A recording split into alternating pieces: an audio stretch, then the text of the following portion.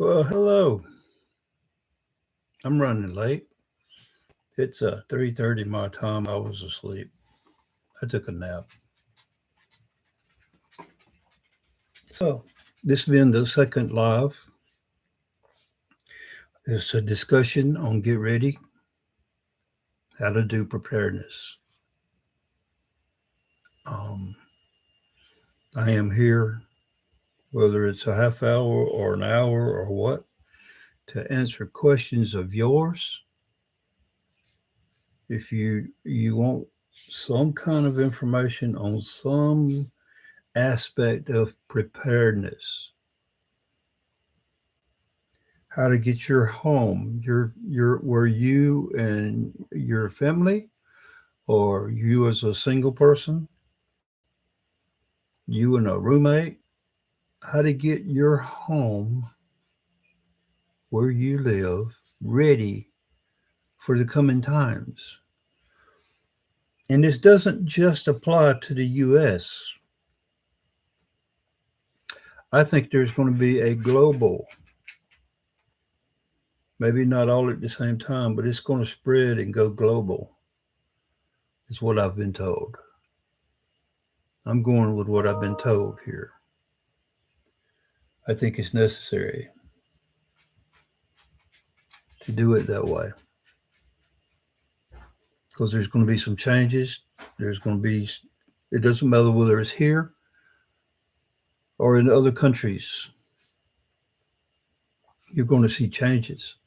Things are going to be said, things are going to be done that you do not expect at this time.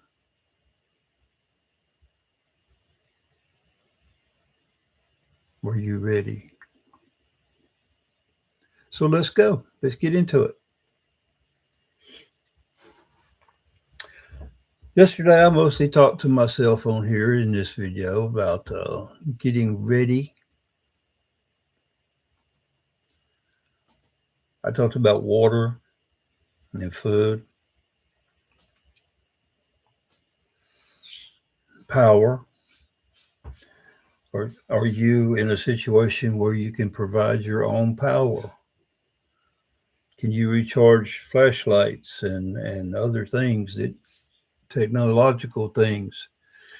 I don't think you're going to have the internet eventually. I think the internet's going to go. I kind of hate it.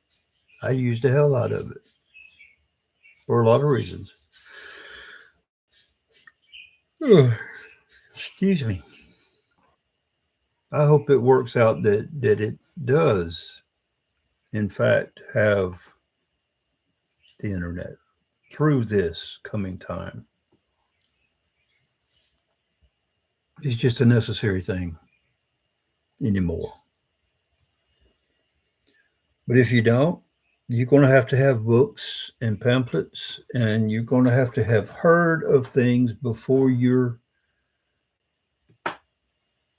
so you have the knowledge to know what to do. Do you have that knowledge already? Or do you not? And if you do not, where are you going to get it from after everything? When you realize, oh shit, it really happened, or something along that lines. Where are you going to get it from? You're not going to have you may or may not have the internet. You may or may not have power. Oh gosh, excuse me, just excuse me. What is ding donging? Is it, am I getting mail somewhere?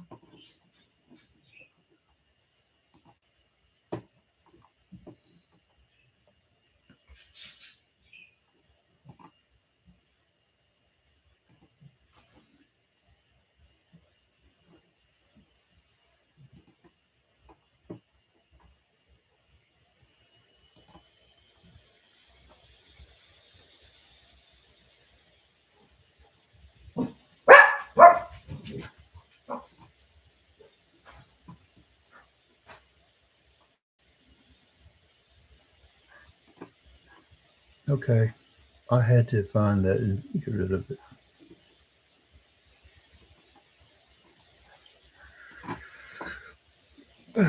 Gosh, I can't stop yawning. I don't know what it is. It's been one of them days.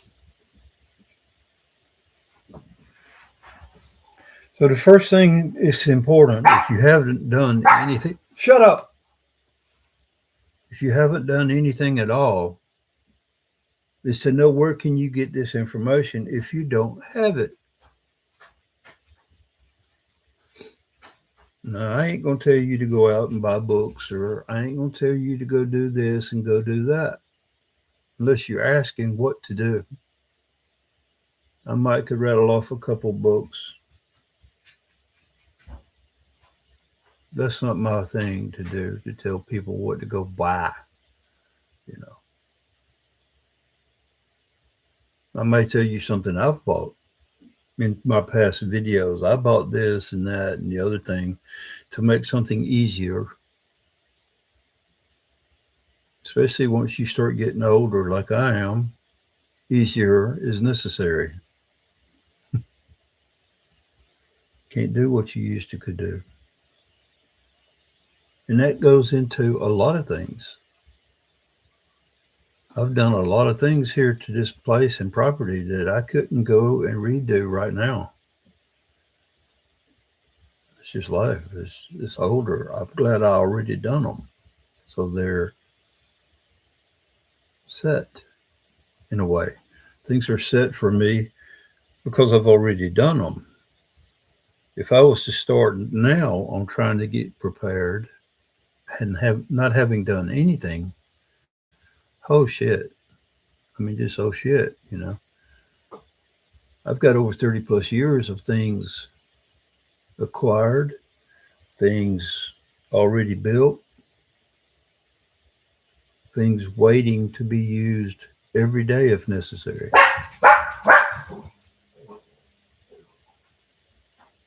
All of these things add up. So, what do you do when the time comes? I'm gonna go shut this door while they all outside. Y'all are bad. Shut up.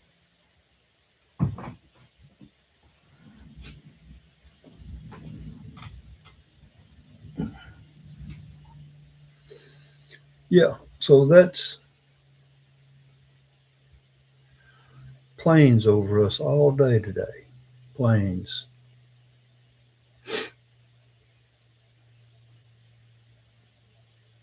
Hmm. Anyway, I hope you have started already on gathering information from somebody, somewhere, or you have a neighbor, or you maybe you have a friend or a family member that has already been doing some preparation work for themselves that can give you uh, tips, guideline kind of thing of what you need to do. I'm here to answer your questions.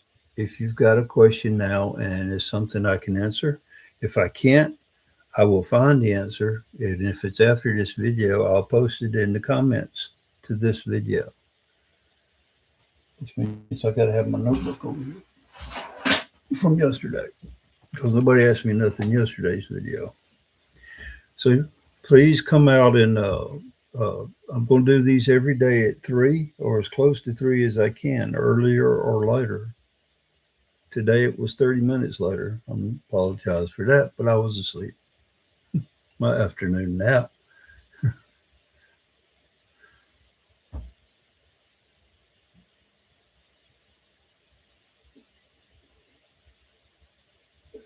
True. But will you have the power and will you have the internet when things go bad? So you have to have other ways and means. And that's why people like me are out here trying to get you to think about these things. What if you don't have the internet? Where do you get your information then? Uh, it's important. It's really important that you know what to do and where to do it, where to get it, because there's going to be a lot of things you may not can buy the parts that you need. You may not can find the items that you need locally. You may not be able to order these items anymore online somewhere and have them delivered. All that may go down the tubes for a good while. You see what I'm saying? So, what did people start doing?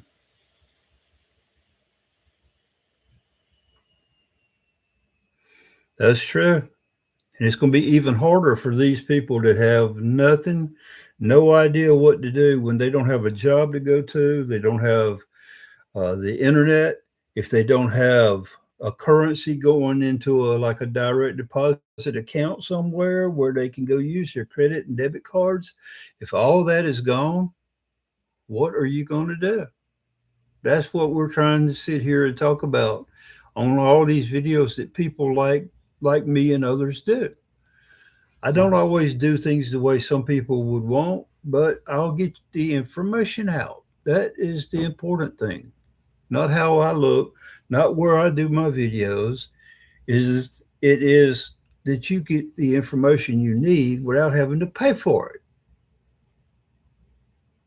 Everybody wants to, oh, if you join my Patreon or something, you'll get all these extra videos and information and stuff. I don't do that. If I've got it, you get it. Free kind of thing, the information. It's free. It's like education, it should be free.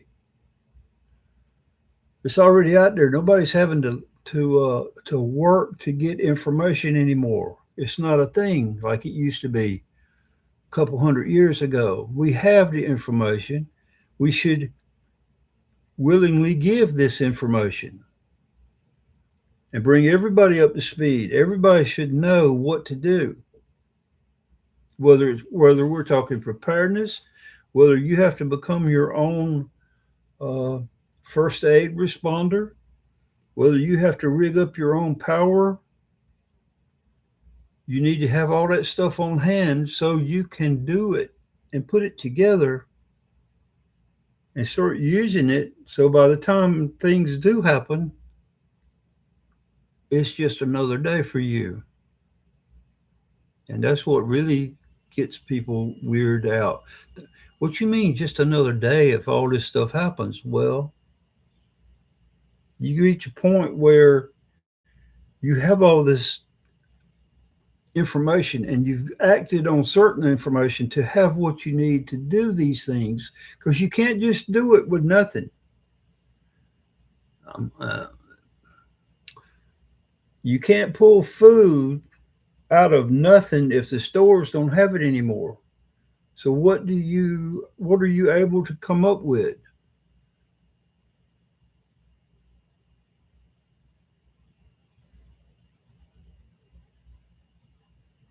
Yes, that's true. Some people doing it in vans, some people live in their cars, some do it because they have to. They've done lost their homes or they've done lost their buildings. And here in the US, all of a sudden those people are illegal people, illegal homeless. You ever heard of such a stupid ass concept? I mean, if you're living in a van and you don't have a mail other than a post office box, they're not going to deliver your taxes and information and your insurance and all of that stuff, and thus you have no residence, even if it's your own car, because eventually you don't have the insurance and property taxes on it. You're not registered any longer. It's not just as simple as, well, I got a car I can live in, I got a van I can live in. Well, yeah, but what are you going to do when you fall through the cracks? You'll have a vehicle, but where do you get your gas from or your diesel? And as far as I know, you can't recharge a car or an electrical vehicle off of solar power. I haven't studied into that, but that's my understanding. Where are you going to draw power from for your vehicle? I mean, you can power all the stuff that you need in the vehicle, but you can't power the vehicle, is my understanding. So, what do you do? You know, what do you do? If you park it somewhere, or you parking it where it's like your property, or you living in an apartment in the city somewhere which you can't stay in very long. I've covered this on other videos, but let's talk about it. Let's say you're in the city, you're in an apartment building. Let's say you're in another level and not at the bottom, because that would be the worst. If you're in a storied building and there's a loss of power, you have a loss of water. There's no pumps pumping water anymore. So your sewer starts backing up in the pipes, up in the building, and coming out in various levels. Unless they have, the plumbing's not that old and they have check valves to keep it from coming back out of the toilets and the sinks at the lower levels. But eventually it's all full up all the way up to the building in the pipes. And you talk about a nasty situation. So what do you do with your sewage? Where do you get your water from in the city if the power's out and they're not pumping anymore? Maybe they've shut it down on purpose. It's a possibility with things that they are wanting to do in various countries around the world. Shut all this down first. You're in a hurt at the get go, and they know it, and that's what they're shooting for. It's a possibility.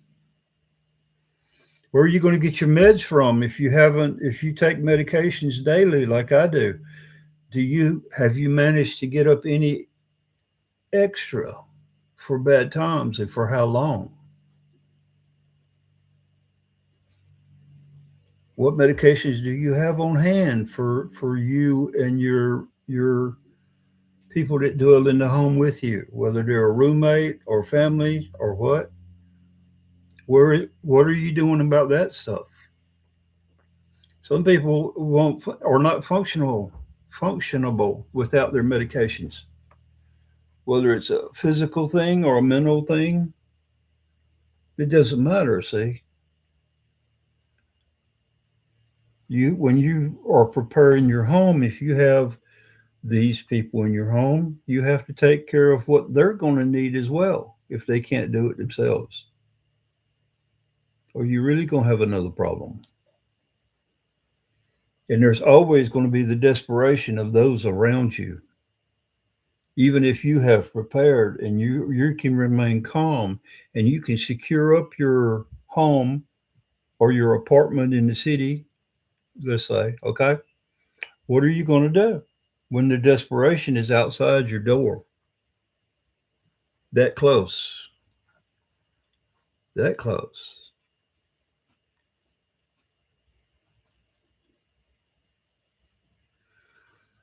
Oh, yeah. I don't think it's going to take that long anymore. I mean, I used to go by the 2025 and the 2020s, and some people were saying in the 2015s and the 2000s and all this stuff. People love to set dates. But if you was to back up 20 or 30 years and think, well, when does the shit hit the fan? And you see what's happening now, it's already hit. It's just at a different level. When you combine all those levels, the shit's already hit the fan. At least here in the US. It hit the fan 30 years ago, and most people didn't know that it hit the fan because they didn't see the problems as what they truly are, even 30 years ago. I saw it. I saw it for what it was, but they have not. Back 30 years ago, when you could afford to do some things that you can't do now, when I started obtaining what I needed, okay, to have a way to get water, when I started delving into solar power and improving my systems, plural, I mean, I got a solar system for the well, I got a solar system for most of the house, a solar system for outside, a solar system for the van. Over time, I have put these together and put them in place and kept the batteries for these systems, the systems of batteries. Some of them have more than one or two. I'm not going into a whole lot of details. The how-tos of that is going to take some study. I mean, it's not as simple as a red wire and a black wire, which it is, but it's not. You know, you got to know what do you need. Disconnects, power, the breakers. If something happens and the power is overloaded, it has a breaker that either melts a bar or something along that line and cuts the power off. Actually melts a bar and cuts off your power. Hopefully it doesn't start a fire. Or you have a battery that might go boom, you know, might blow up your batteries from being overcharged if that breaker doesn't work. So you have a series of breakers in place on various things that that have a lot of power flowing through the system. And then you have your solar power controller that determines how much power from your solar panels comes down into your system. And that's controlled as well. So if you're waiting let's say you're waiting on the date of something to go bad and you're doing nothing until that date, you don't have food stored up that you can rotate through on a daily basis now and replace the old what replace what you use and put it at the back. So you have the newest things at the back to last the longest time on your food supplies. Some people say 3 months, some say six, some say a year. If you go for, let's say you go for one of those time frames, you better have a backup plan, say, because it's like January now. Are you going to continue to use that this spring when you should be planning something? Even if you live in the city and you have a little balcony or something, do you have pots and grow bags and have you saved up bread bags and stuff to plant in? Plants don't give a damn what you put them in, as long as they got good dirt and they can get water. So what are you doing? I mean, do you know what you do? Have you done anything about these kinds of things? That's what we're here for, to answer questions. Um,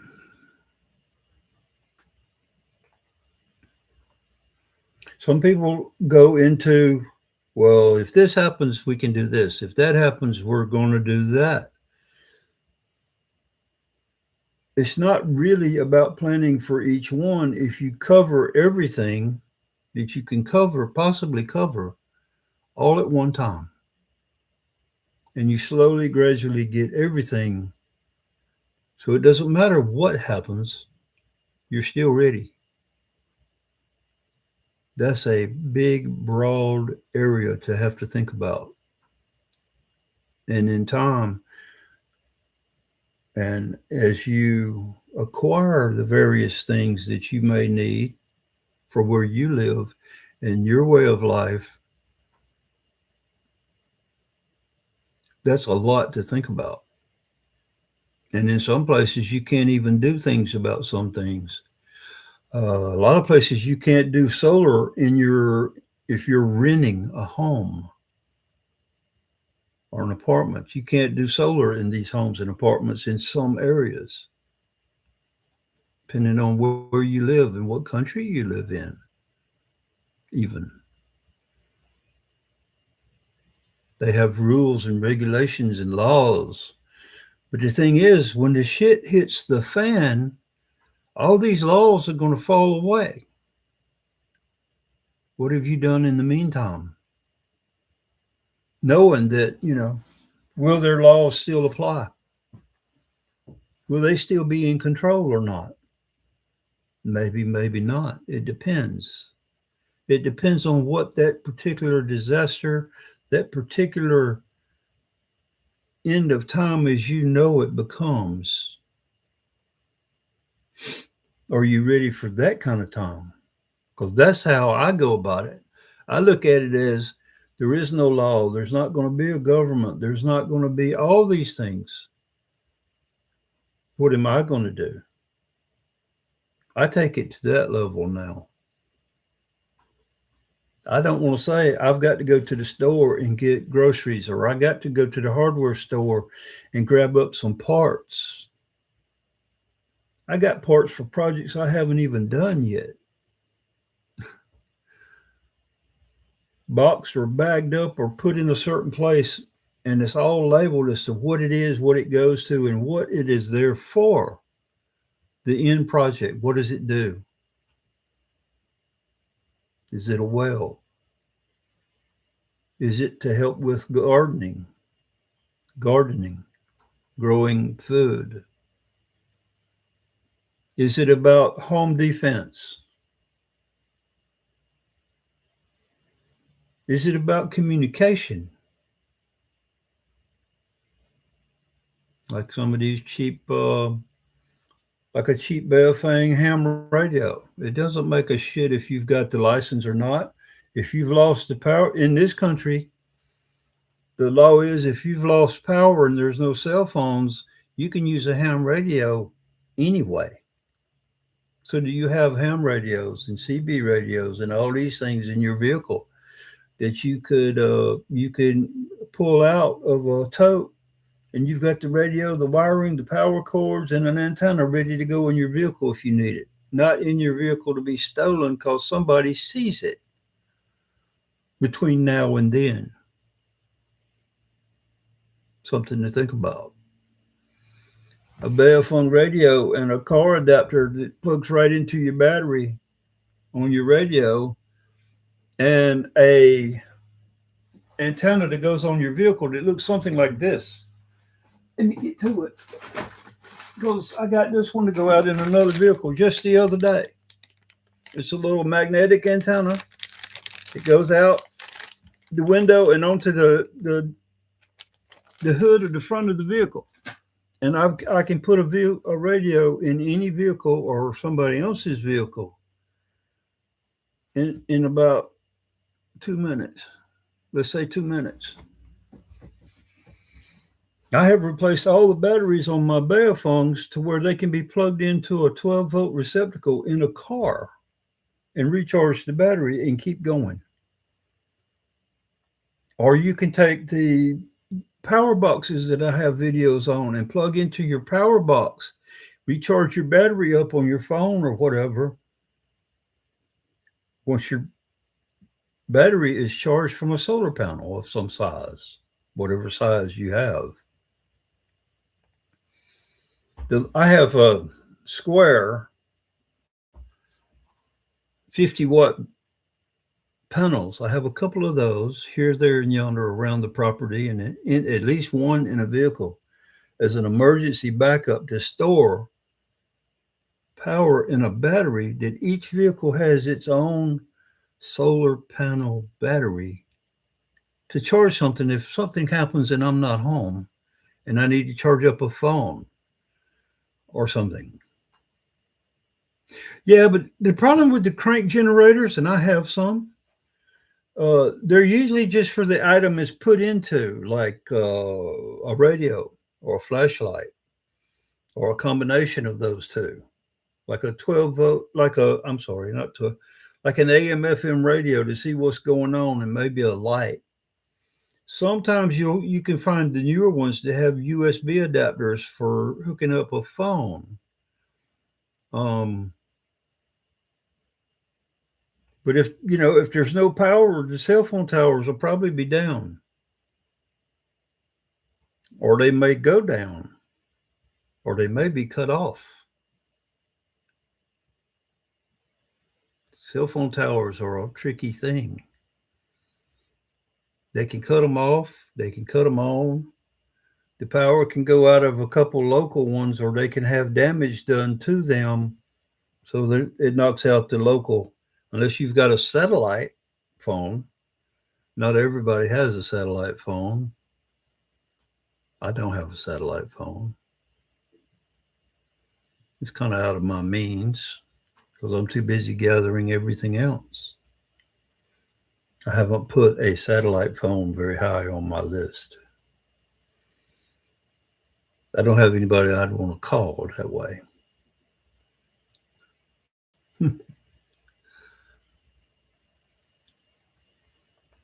Back when I was doing the CERT, the community emergency response team stuff,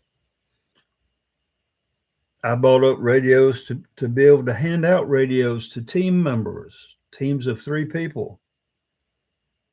So I've got all that stuff extra right now for emergencies.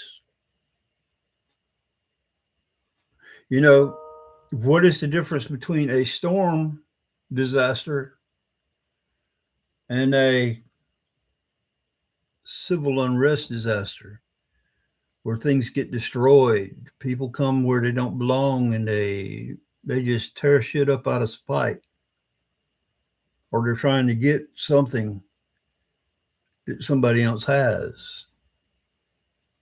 Are you able to shift into the mindset of that's not happening and being willing to do something about it?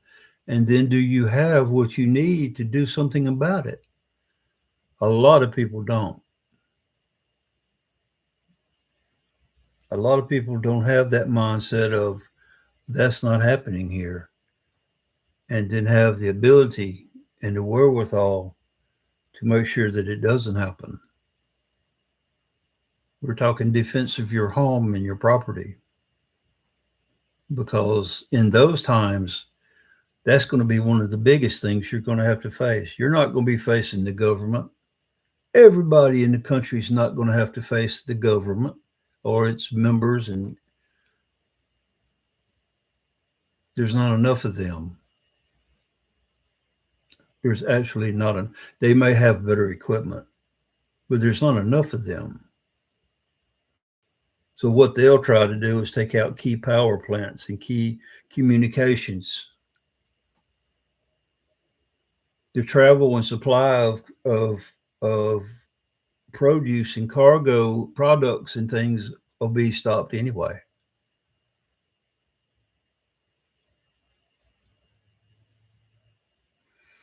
Oh yeah, the cities are going to be the worst places to live. And then as they come moving out of the cities, and I like this, I use this phrase, and I probably shouldn't. When the cities become difficult to live in, people are going to try to flee. They can't flee on the vehicles because sooner or later, the vehicles are just sitting there. People have had to flee the vehicles because they were stranded in traffic. So their vehicles are sitting there blocking you from going anywhere. So you're out on foot, and all you've got is what you can carry. Those that flee. So those that flee the cities they basically become homeless. They basically don't have anything but what they can carry. As time goes by, they have less of that because they just give up trying to carry some of this stuff. And so here they are roaming from one place to another, looking for whatever it is that they need, whether it's food or medicine or shelter. And they come across you in your place. You must have this mindset and ability to take care of things. So defense. And in some cases, that may turn into offense. Yeah, it would be, but it's not in the range of most people's ability to get. I want to stay in the range of most people, the average person. What can the average person do? You know, there's all kinds of fantasy things that we can do, but what is the average person going to be able to do? Let's look at it. What is the average person going to do when their vehicle's no good and they have to walk out of the city? Where do they go? How do they keep from being seen as the part of the problem when they're going from place to place to place? Are they the enemy now because they're trying to take what you have?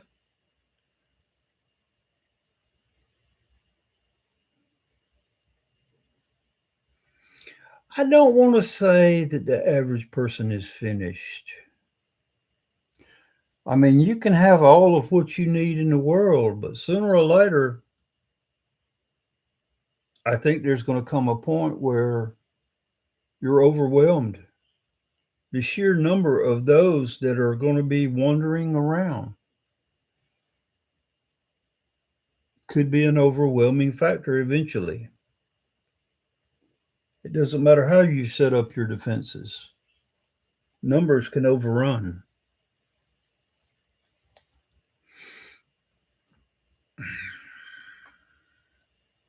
Yep. But when you've got a group of several hundred coming at you, it doesn't matter how unprepared and careless they are.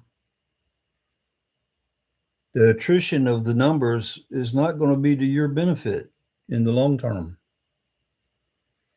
Because as you attrition the numbers of these roaming people, these nomadic people that have left the cities and have nothing, you're also losing the amount of an ability to stop these people, stop them cold.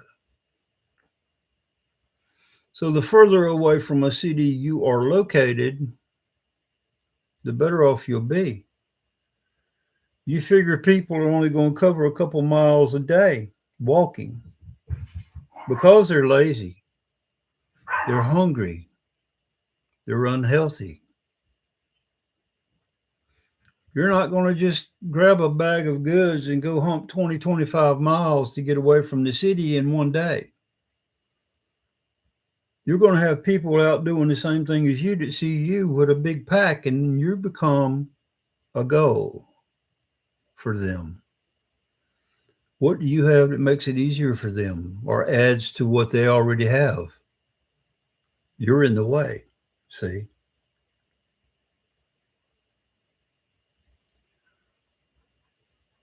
It doesn't have to be a well trained, well equipped people that can do that kind of problem upon you.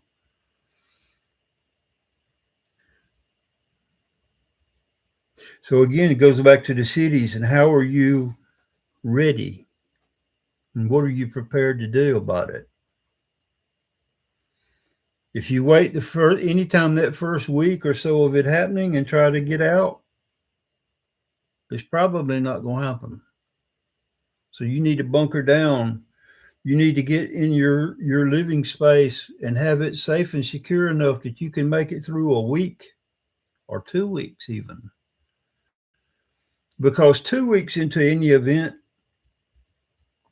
of any magnitude, people will have started going hungry. The food and water will become a shortage. The medical supplies will become short. Some will start going hungry because they don't have no food or water. By the third week, you have a lot of numbers of people gone by the third week. A month into the event, you're going to have even more people gone, but those that will remain will be more dangerous. They will be the ones that have figured things out and have gotten to the point of they have the mindset of whatever you do, whatever you have, they're going to overcome and obtain. So how close to the city are you a month after the event. Those are things you have to consider if you live in the city. Like people ain't dangerous enough today. I'm just saying.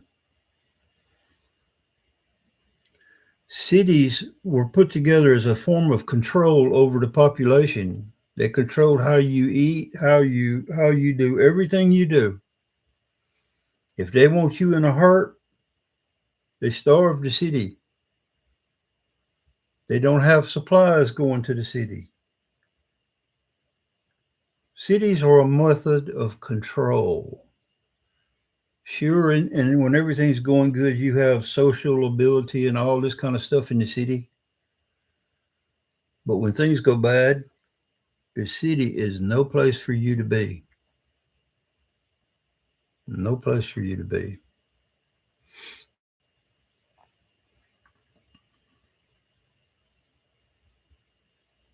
That's what I think. Most cities end up in ruins when things are bad.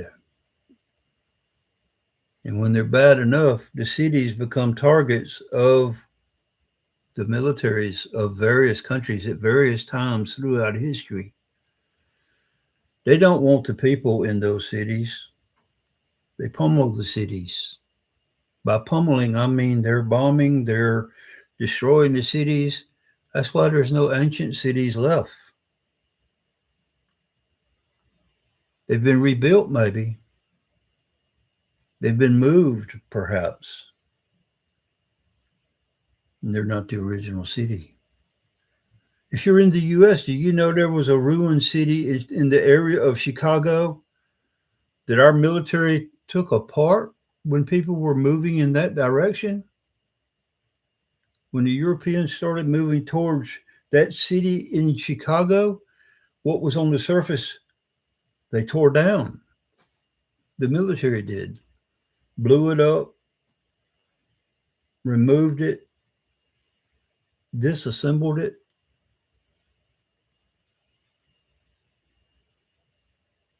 They've done these kinds of things around the world. People say, well, why can't we find stuff? Well, the people that control the surface now don't want you to find these things. They don't want you to know about those things. They do everything they can in the world to suppress those kinds of things. So you have cycles upon cycles of events throughout history that have had civilizations that ended, countries that ended, uh, tribal takeovers, you know, before there were countries, before there was religion.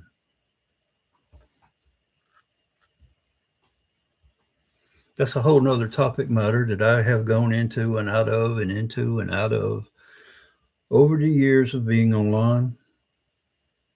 Most people just can't go there. They just can't start thinking about those things and what that means for us today.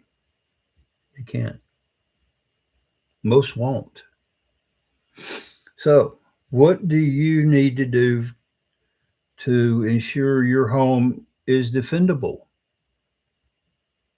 If you're in an apartment building, you basically have to worry about the door or the access from one apartment balcony to another apartment balcony, the access from there. Somebody might, I don't know, lay something across from one balcony to another to walk across. And that's your access point that you have to be worried about. What are you going to do?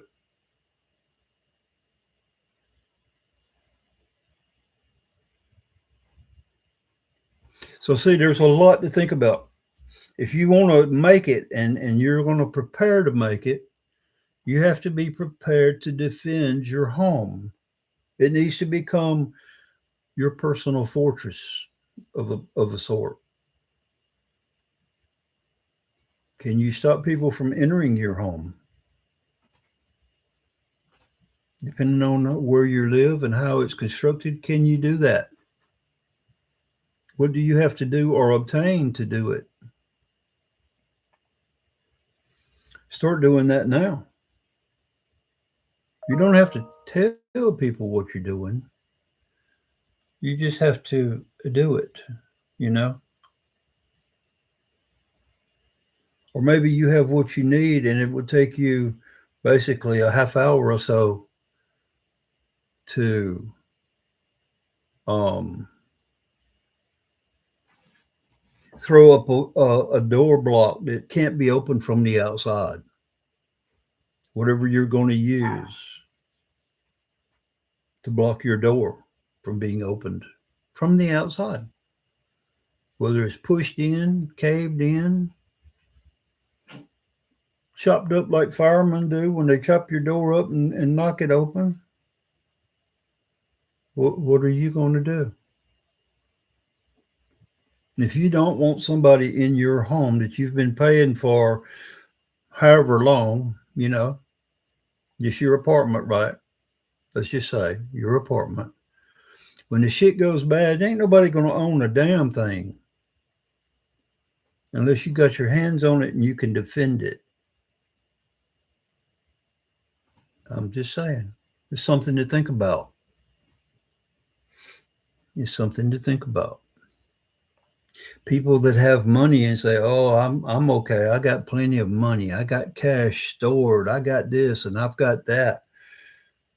When things go bad, that money is worthless, absolutely worthless. Nobody's going to come out and take care of you when they've got their own family to worry about.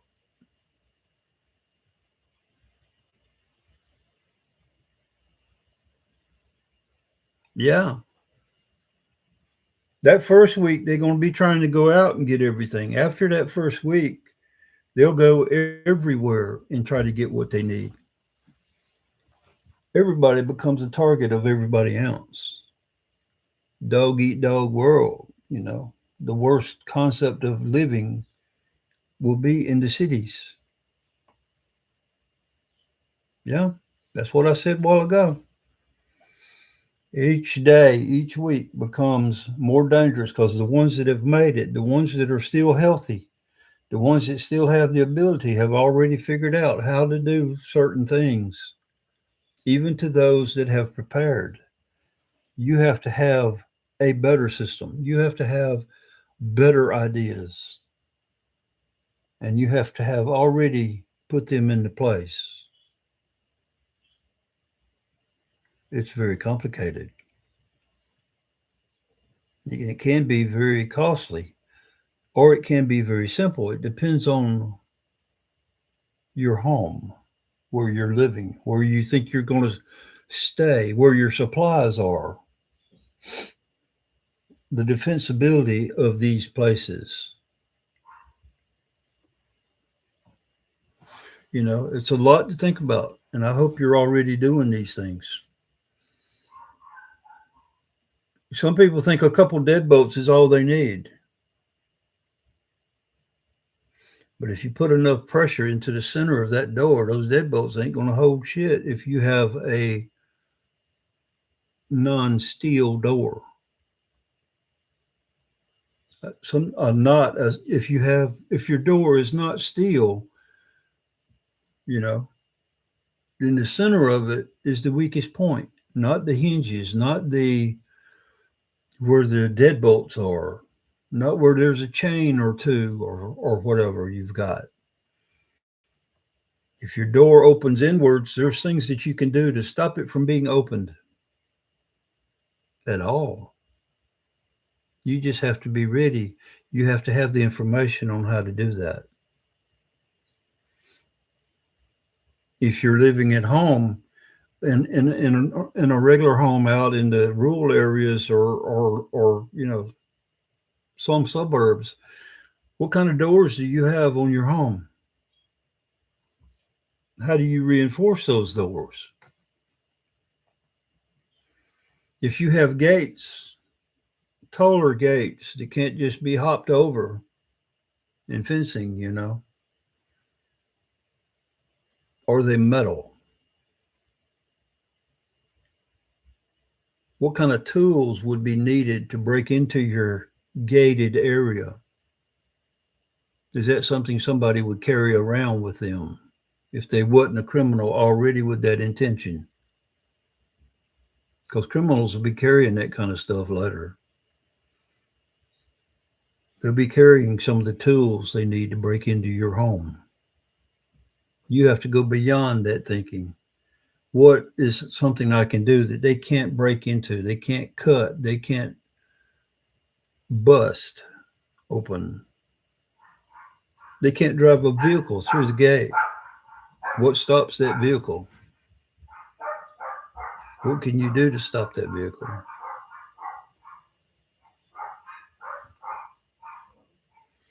I don't know what they barking at. So yeah, when the things really hit the fan, the the type of people that can have that criminal mindset, you're going to see how many people can possibly have a mindset like that when we have approximately, the last I was told, was a 93% negative population. It's going to get hairy as hell for some people. And if you follow my channel or have been following my channel very long, you know all about the 93%. No, it's 93. 93% of the population is negative and has the ability or will have the ability to become even more negative, more criminal when these things happen. 93%. That is some unreal numbers. I remember when it was 72% of the population would do that. Now it's 93, or at least here in the US it's 93. I'm not sure if the 93 is a global number at this point or not. But in the US it's 93%. If they make it that far. Because some of them will be victims of the same people, be preying upon each other. You know, they don't care where they get what they need from or who they get it from. I'm just saying. It all falls back on what you have, what you know, what you're ready for when the time comes.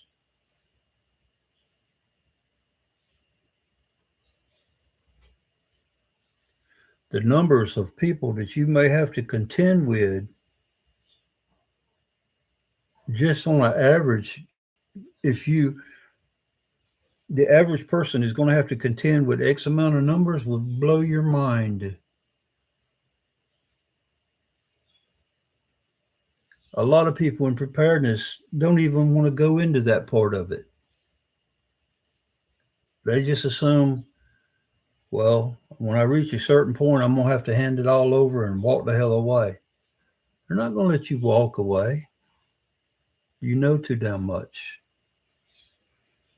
They're either going to force you to help them or they're going to outright get rid of you so you can help somebody else. You see, you really are going to be on your own. I thought a couple years back that, maybe I could find local people that could have the mindset that I have already gotten to. And I searched locally and I searched locally trying to find these people. I came up with no one but me and my wife that would have that level of mindset. I found out that nobody was willing to go so far as to be able to set up themselves in homes with power, with their own well supply that they could get access to while they're in their home defensible. They just don't have the ability, whether it's a mental ability or what. They don't have it. Most aren't going to get it. And so at some point, through their fault or not, they're going to become a victim. And there's not much can be done about it. It's going to be too late to help some of these individuals that know about these things, but they haven't done anything or they haven't done enough. It's bad. It's all bad. In my opinion, it's all bad.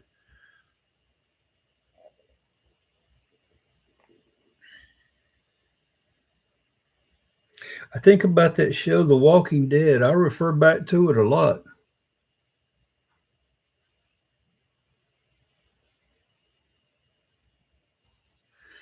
The Walking Dead show where the zombies are roaming around. Well,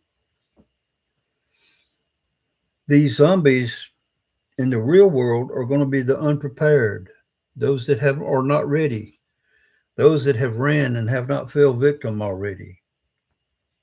Or maybe they've already fell victim and they were left to make it on their own with nothing but the problems that they were given by somebody else.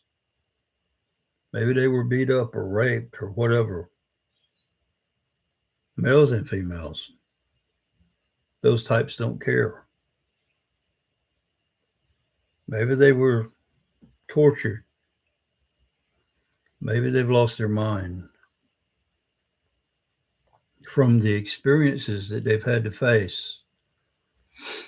So if you start helping some of these people, sooner or later you get to a point where you're overwhelmed with the numbers of people that you're trying to help and you don't have the supplies for them.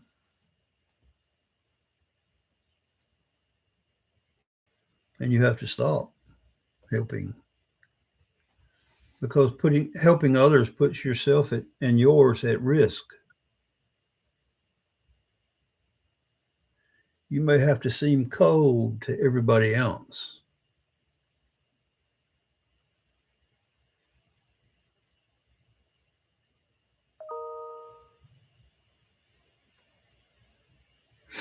It's not that they don't have souls.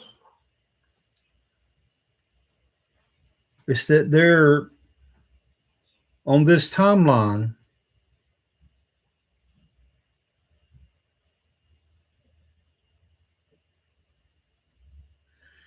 On this timeline, their soul history has been nothing but corrupted. They've dealt with the corruption for so long, it becomes ingrained upon them. It doesn't matter if you think you're a good person, if you think you're a Christian, if you think you're if you're a Muslim and think you're of Islam or whatever. Those things don't matter, not in the long term. The things that matter are you as an individual. The things that matter are how do you make your choices and decisions. And if you make a decision that is harmful to others, while you may make out okay, your decision is harmful to others. You may think you're being positive when you're really nothing much better than the ones that you deem negative. It's a very fine line from one kind to the other kind, from what's positive into what's negative. And as long as we have negative people on the surface of this planet, those that have the possibility of becoming negative or have been negative already, the loss of the numbers of people that are going to matter if they make it or not is going to exponentially increase. It may look like humanity has died off at the end of everything because there's so few numbers scattered here, there, and yonder.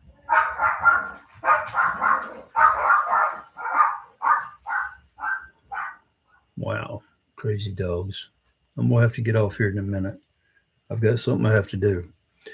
But I hope I've given you something here on this live video that'll give you something to think about and something that you may need to work on, something that'll help you in the coming times.